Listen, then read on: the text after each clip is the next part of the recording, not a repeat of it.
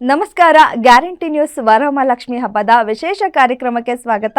ನಾನು ಧನುಶ್ರೀ. ಮೊದಲನೇದಾಗಿ ನಮ್ಮೆಲ್ಲ ವೀಕ್ಷಕರಿಗೆ ವರಮಹಾಲಕ್ಷ್ಮಿ ಹಬ್ಬದ ಹಾರ್ದಿಕ ಶುಭಾಶಯಗಳು. ಇವತ್ತಿನ ನಮ್ಮ ವಿಶೇಷವಾದ ಕಾರ್ಯಕ್ರಮದಲ್ಲಿ ಹಬ್ಬದ ಬಗ್ಗೆ ಹೇಗೆ ಆಚರಣೆ ಮಾಡಬೇಕು ಹಾಗೆ ಇನ್ನೂ ಸಾಕಷ್ಟು ಮಾಹಿತಿಯನ್ನು ತಿಳಿಸ್ಕೊಡ್ತೀವಿ.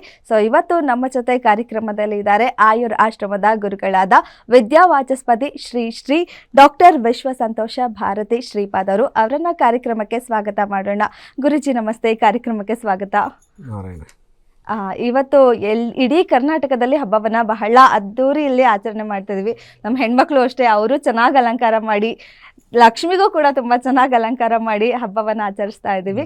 ಹಬ್ಬದ ಬಗ್ಗೆ ಇವತ್ತು ಮಾತಾಡ್ತಾ ಹೋಗೋಣ.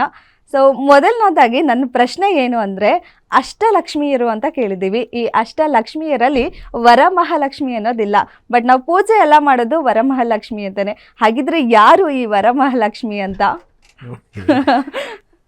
ಅದರೊಳಗೂ ನೀವೊಂದು ಹೇಳಿದ್ರೆ, ಕರ್ನಾಟಕದೆಲ್ಲ ನಾವು ವರಮಹಾಲಕ್ಷ್ಮಿ ಪೂಜೆ ಮಾಡ್ತೀವಿ ಅಂತ. ಕರ್ನಾಟಕದಲ್ಲಿ ಎಲ್ಲ ಕಡೆ ಮಾಡಲ್ಲ ಇದನ್ನ. ಬಹುತೇಕ ದಕ್ಷಿಣ ಕರ್ನಾಟಕದಲ್ಲಿ ಮಾತ್ರ ಇದನ್ನು ವರಮಹಾಲಕ್ಷ್ಮಿಯನ್ನು ಬಹಳ ಜೋರಾಗಿ ಪೂಜೆ ಮಾಡೋದು. ಆಮೇಲೆ ಇತ್ತೀಚಿನ ದಿನಗಳಲ್ಲಿ ಸ್ವಲ್ಪ ಉತ್ತರ ಕರ್ನಾಟಕದ ಹಬ್ಬಿದೆ. ಇತ್ತೀಚಿನ ದಿನಗಳಲ್ಲಿ ಅಂದರೆ ಒಂದು 15 ವರ್ಷ ಅದರಿಂದ ಈ ಕಡೆ ಸ್ವಲ್ಪ ಜಾಸ್ತಿಯಾಗಿ. ಮುಂಚೆ ಎಲ್ಲ ಅಪರೂಪಕ್ಕೆ ಕೆಲವರು ಮಾಡ್ತಾಯಿದ್ರು, ಆಯಿತಾ. ಬಳ್ಳಾರಿ ಭಾಗದಲ್ಲಿ, ಆಮೇಲೆ ಸ್ವಲ್ಪ ಇನ್ನೊಂಚೂರು ಈ ರಾಯಚೂರು ಭಾಗದಲ್ಲೆಲ್ಲ ಸ್ವಲ್ಪ ಇತ್ತು.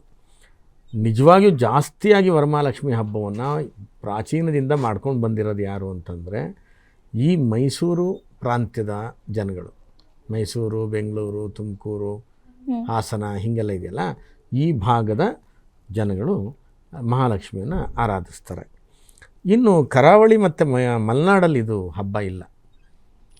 ಕರಾವಳಿ ಮಲೆನಾಡಲ್ಲಿ ಈ ಹಬ್ಬ ಇತ್ತೀಚೆಗೆ ಈ ಟಿ ವಿಗಳು ಬಂದ ಮೇಲೆ ಶುರುವಾಗ್ತಾ ಇದೆ.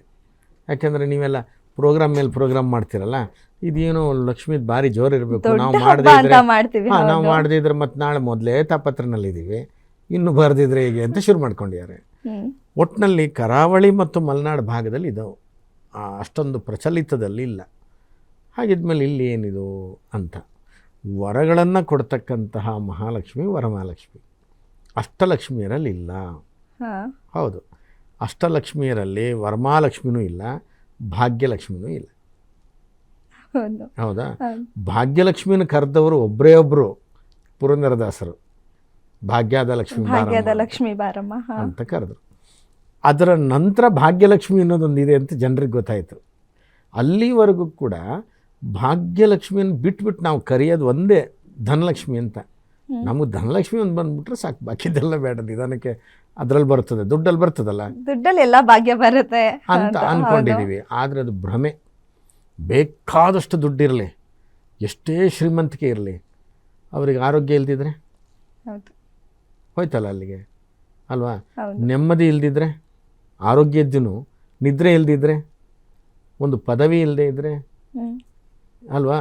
ಎಷ್ಟು ಜನ ದುಡ್ಡಿದ್ದವ್ರು ಇದ್ದಾರೆ, ಬೇಕಾದಷ್ಟು ದುಡ್ಡಿದ್ದವ್ರು ಇರ್ತದೆ. ಆ ದುಡ್ಡಿದ್ದ ವ್ಯಕ್ತಿನ ನೋಡಿದ್ರೆ ಅದು ಎಂತಕ್ಕೂ ಯೂಸ್ಲೆಸ್ಸು, ಯಾವುದಕ್ಕೂ ಬರೋದಿಲ್ಲ. ಹಂಗಿದ್ರೆ ಇದ್ದೇನು ಪ್ರಯೋಜನ, ಅಲ್ವಾ? ಹಿಂದೆ ನೋಡಿ, ಕೆಲವೊಂದು ರಾಜ ಮಹಾರಾಜರಲ್ಲಿ ಮಹಾರಾಜ ಪಟ್ಟಕ್ಕಾಗತ್ತಾನೆ, ಪೆದ್ದ ಅಂದರೆ ಪೆದ್ದ ಇರ್ತಾನೆ, ಯೂಸ್ಲೆಸ್ ಇರ್ತಾನೆ. ಅಂಥ ಸಂದರ್ಭದಲ್ಲಿ ಅನಿವಾರ್ಯಕ್ಕೆ ರಾಣಿಯರೇ ಆಡಳಿತ ಮಾಡಿದ ಉದಾಹರಣೆ ನಮ್ಮ ರಾಜ್ಯದಲ್ಲಿ ಇದೆ. ಇದೇ ಇಲ್ಲ, ಇತಿಹಾಸ ಅಂಥ ಸಂಪತ್ತು ನೋಡಿ. ವಿಜಯಲಕ್ಷ್ಮಿ ವಿಜಯ ಕೊಡುವಂಥವಳು, ಗಜಲಕ್ಷ್ಮಿ ಅಧಿಕಾರ ಕೊಟ್ಟಂಥವಳು, ಎಲ್ಲ ಇದ್ರೂ ನೆಟ್ಟಿಗೆ ತಲೆ ಇಲ್ದಿದ್ರೆ ಆವಾಗ ವಿದ್ಯಾಲಕ್ಷ್ಮಿ ಬೇಕು, ಅಲ್ವಾ? ಬರೀ ಧನಲಕ್ಷ್ಮಿ ಇದ್ದರೆ ಆಗೋದೇ ಇಲ್ಲ. ಇದೆಲ್ಲವನ್ನು ನೀವು ಏನೇನು ಕೇಳ್ತೀರೋ ಅದನ್ನು ಸಂತುಷ್ಟಳಾಗಿ ಕೊಡ್ತಕ್ಕಂತಹ ಲಕ್ಷ್ಮೀ ರೂಪಕ್ಕೆ ವರಮಹಾಲಕ್ಷ್ಮಿ ಅಂತಲೇ ಹೆಸರು.